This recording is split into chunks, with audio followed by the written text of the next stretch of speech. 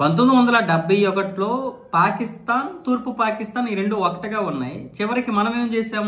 ఈ రెండు దెబ్బలాడుకుంటున్నాయి, కొట్టుకుంటున్నాయి, ఎప్పుడు యుద్ధాలు చేసుకుంటున్నాయి అని మనం తలదూర్చి బంగ్లాదేశ్ కి స్వాతంత్రం తెచ్చాం. భాషా ప్రాతిపదిక వచ్చినటువంటి ఈ యొక్క తగువు తర్వాత ఎటేటో వెళ్ళింది. ఉర్దూ మాట్లాడాలని పాకిస్తాన్, మేము బెంగాలీ మాట్లాడతామని బంగ్లాదేశీయులు. చివరికి తూర్పు పాకిస్తాన్ బంగ్లాదేశ్ అయింది 1971లో భారతదేశం సహాయంతో. నిజానికి కొంచెమైన ముందు చూపుంటే ఒక ప్రధానిగా చేసినటువంటి ఇందిరాగాంధీ గారికి ఆ రోజు దీనికి స్వాతంత్రం ఇవ్వకుండా ఉంటే ఈ రోజు అంతర్గతంగా కొట్టుకొని చచ్చేవి. పాకిస్తాన్ ఈ రెండు ముక్కలు అంతర్గతంగా కొట్టుకొని చస్తూ ఉంటే ఇక మన మీదకి దాడి చేయడానికి దానికి సమయము ఉండదు, ఆర్థికంగా బలము ఉండదు. ఇక వాళ్ళు తన్నుకు చేస్తారు కాబట్టి మనం చోద్యం చూస్తూ కూర్చోవచ్చు. అంతర్జాతీయంగా తగువులు అవుతూ ఉంటాయి.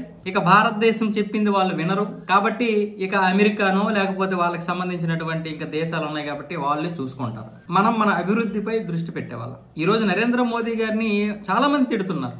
బలోచిస్తాన్ గనక సపోర్ట్ చేస్తే బాగుండేది. అందులో నేను ఒకడిని. బలోచిస్తాన్ కి సపోర్ట్ చేసి పాకిస్తాన్ నుంచి కనుక బలోచిస్తాన్ విడిపోతే తన బలం తగ్గిపోతుంది అనుకున్నాం గానీ అది చాలా పెద్ద పొరపాటు. ఒక ప్రధానిగా ఉన్నటువంటి వ్యక్తి ఎలా ఆలోచిస్తాడనేది ఈ రోజు నేను నరేంద్ర మోదీ గారి గురించి చెప్తున్నాను. మనం చాలా అప్పటికప్పుడు తుత్తరపాటుగా మాట్లాడుతుంటాం కానీ ఆయన గనక ఈ రోజు మళ్ళీ బలోచిస్తాన్ ని సపరేట్ చేసేసి దాన్ని ఒక దేశంగా చేసేస్తే అంతర్గత సమస్యలు పాకిస్తాన్ కి ఉండవు. పాకిస్తాన్ రెండు ముక్కలుగా ఉన్నప్పుడు మొత్తానికి మన దురదృష్టం ప్రకారం ఆ రోజు విడిపోయింది. తూర్పు పాకిస్తాన్ గా ఉన్నటువంటి బంగ్లాదేశ్ విడిపోయింది. కానీ ఇప్పుడు మన అదృష్టం ఏంటంటే ఈ బలోచిస్తాన్ అనేది ఇప్పుడు అంతర్గత సమస్య అయింది పాకిస్తాన్. ఇప్పుడు ఈ బలోచిస్తాన్ గనక మనం స్వాతంత్రం తీసుకొచ్చి ఇస్తే ఇక పాకిస్తాన్ కి సమస్య ఏముంటుంది? సరే 43% భూభాగం కోల్పోవచ్చు కానీ అంతర్గత సమస్యలు ఉండవు. ఈ అంతర్గత సమస్యలు ఉండకపోవడం వల్ల మళ్ళీ అది తిన్నదరక్క కొవ్వెక్కి మళ్ళీ మన మీదే దాడులు చేస్తూ ఉంటుంది. కాబట్టి బలోచిస్తాన్కి సహాయం చేయకుండా దానికి మళ్ళీ మనం స్వాతంత్రం తీసుకొచ్చిస్తే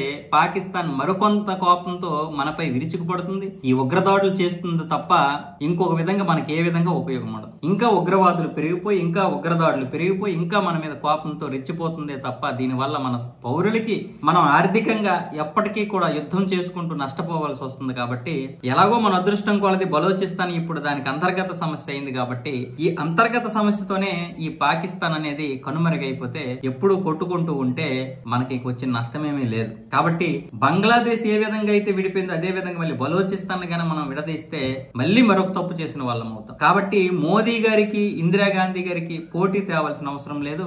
అప్పుడున్నటువంటి పరిస్థితులు వేరు, ఇప్పుడున్నటువంటి పరిస్థితులు వేరైనా బంగ్లాదేశ్ కి ఆవిడ నిజంగా ఒక ప్రధాన స్థాయిలో ఉన్నప్పుడు వీళ్ళు విడదీస్తే ఏంటి, విడదీయకుండా ఉంటే ఏంటి లాభం అనేది ఆలోచించాలి. 93,000 మంది సైన్యాన్ని కూర్చోబెట్టేశారంటే భారత ఆర్మీ కూర్చోబెట్టింది కరెక్టే. 93,000 సైన్యాన్ని పందుకొక్కలు పెంచినట్టు పెంచింది మన భారత ప్రభుత్వం ఆ రోజు. ఎందుకంటే వాళ్ళ పిల్లలు కాబట్టి. కాశ్మీర్ ని వాళ్ళకే ఇచ్చేశారు.